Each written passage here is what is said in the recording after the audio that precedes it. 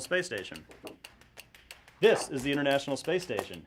This is an orbiting outpost that is humanity's first permanent home away from home. It was built over the course of a decade by 15 different countries and 5 space agencies. On board, the crew lives in these cylindrical sections. Together, they're about the size of a 5-bedroom house that houses 6 people.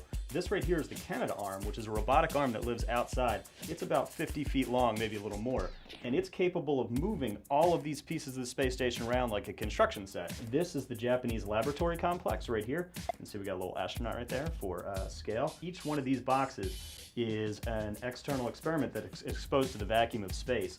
Over here we have the European lab. None of these components ever met on the ground. The first time they were ever touched each other was in space, and they all worked perfectly because our engineers and teams had worked together so closely before we launched them. Moving back here is the United States lab. That's where everything meets and joins up. This is the airlock right here. That's where the astronauts do spacewalks from. They put on their spacesuits and they can go outside. These are the solar arrays. There are 8 of them, and this is what powers the space station. It's an entirely solar-powered vehicle. And that's the International Space Station, our orbiting home in space.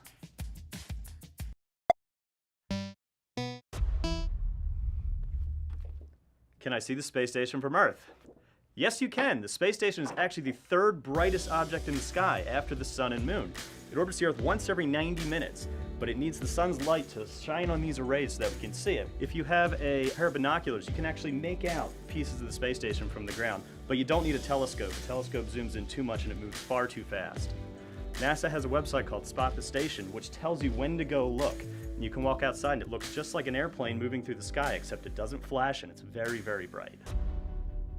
The space station weighs about 900,000 pounds and took more than 40 rocket launches to get it into space. The space station runs on Greenwich Mean Time because the space station partnership spreads around the entire world, so we had to pick one time zone that everybody could reference off of.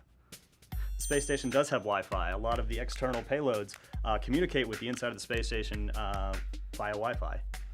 The space station is about the size of a football field, including the end zones from end to end, and from front to back is about the size of a football field to the sidelines. How fast does the space station move? Space station travels at about 17,500 miles an hour, which is what's called orbital velocity for low Earth orbit. This means it circles the Earth once every 90 minutes. It means the crew gets to see 16 sunrises and 16 sunsets every day. What do the astronauts on space station work on? The crew on the space station is there to do research into all kinds of scientific disciplines, from earth science to space science to microgravity research to biology, to just what it's like to live and work in space. When the crew isn't maintaining the space station, they are exploring the effects of microgravity on their own bodies as well as on the systems that we will need to go further into the universe. NASA is working with its partners in commercial industry to transfer the